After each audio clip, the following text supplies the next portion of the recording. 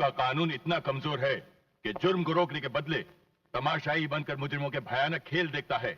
अगर आपकी पुलिस के सैकड़ों सिपाही एक गुंडे को रोक नहीं सकते, उसे गिरफ्तार नहीं कर सकते, तो क्या फायदा इस पुलिस स्टेशन का? और क्या फायदा आप जैसे पुलिस अफसरों का? क्यों सरकार का पैसा बर्बाद कर रहे आप लोग हैं? क्या पियेंगे आप मेजर साहब, चाय या ठंडा? देखिए, मैं यहाँ चाय या ठंडा पीने नहीं आया, मैं यहाँ बाबलिया के खिलाफ रिपोर्ट करने आया हूँ। ओह, मैं सुना आप एक गाली में सुना मेजर साहब। मैंने कोई गाली नहीं दी। गाली दिया अपना मेजर साहब, मैंने मेरे कानों से सुना। आप पुलिस को कमजोर बोले, मजबूर बोले, तमाशा वाला बोले। मेरा मतलब ये नहीं था। आप मेरे को मतलब मत बताओ, मेरे से मतलब की बात सुनो आप। ये कानून जो है ना, गुंडे लोगों के हाथों में मजबूर नहीं है, कानून खुद के हाथों में मजबूर है, खुद से मजबूर है।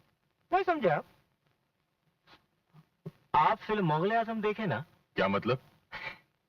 ये बाबलिया जैसे मुजरिम लोग आए ना, ये अनारकली जैसे। अब इस अनारकली को हम जिंदा दीवार में दफन तो कर सकते हैं, लेकिन इस दीवार को बनाने के लिए ईंट, चूना, पत्थर तो आप ही लोग हमको देंगे ना। मतलब के गवाह, सबूत वो तो हमारे को नहीं मिलेगा ना। ये बस्ती वाले हराम के बाबलिया से डरते, एक भी माँ का कोर्ट में खड़ा होके उसके खिलाफ मुंह नहीं खोलेगा। अब मुंह कोई बाटली का ढक्कन तो है नहीं कि ओपनर लगाया और खुल गया, समझे आप? तो फिर मुझे ही कुछ करना पड़ेगा। नहीं नहीं नहीं, तुम ऐसा कुछ करेंगे तो वो भी कानून शिकनी होंगी ना, फिर तुम में और गुंडों में फर्क क्या रहेगा? इसका मतलब यह है कि बस्ती में चाहे कुछ भी हो, आप कुछ नहीं करेंगे। करेंगे बाबा, काहे को नहीं करेंगे। आप एक मजबूत गवाह मेरे पास लेके आएंगे ना, फिर देखो मैं क्या करता हूं। समझ गया। मेरे को मालूम है आप समझ गए।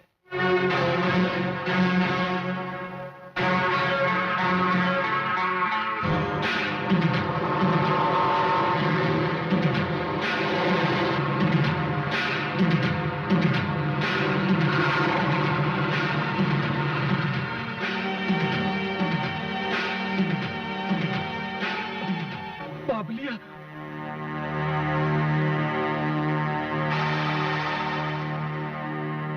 बाबलिया,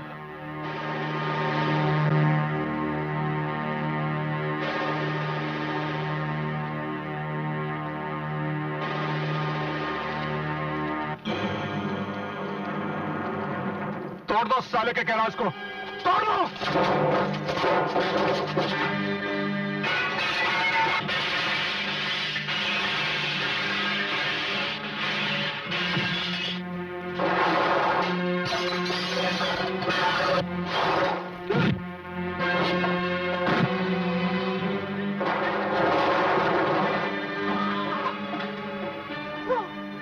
उस लंगड़े से कह देना अगली बार सामान नहीं, हड्डियां टूटेंगी।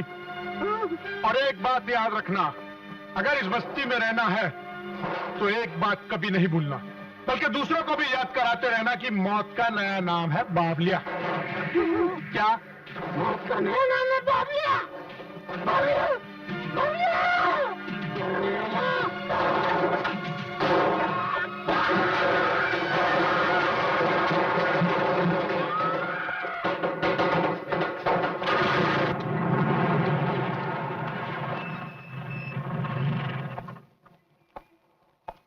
अरे अरे, कहां जा रहे हो?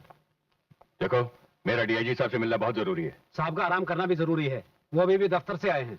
अगर कानून और कानून के रखवाले आराम करने लगे तो गरीब इंसाफ मांगने किसके दरवाजे पर जाएंगे? हवलदार, आने दो इन्हें। चलिए।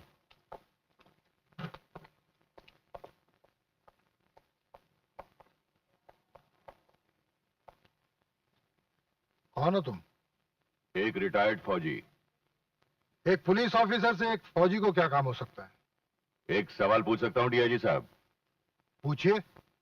एक फौज के सिपाही का फर्ज क्या है? देश की रक्षा करना। क्या एक ऐसा फौजी देश की रक्षा कर सकता है जिसके अपने घर की रक्षा करने वाला कोई ना हो? मैं समझा नहीं। डीआईजी साहब, जिस तरह एक फौज के सिपाही का फर्ज है देश की रक्षा करना, उसी तरह एक पुलिस के सिपाही का फर्ज है देशवासियों की हिफाजत करना। अगर पुलिस अपना फर्ज भूल जाए, अगर पहरेदार लूटने लगे, भरोसा देने वाला धोखा देने लगे, और बचाने वाला मारने लगे। फौजी, एक पुलिस ऑफिसर की बेइज्जती करने का नतीजा जानते हो? बेइज्जती मैं नहीं, आप लोग कर रहे हैं डीआईजी साहब।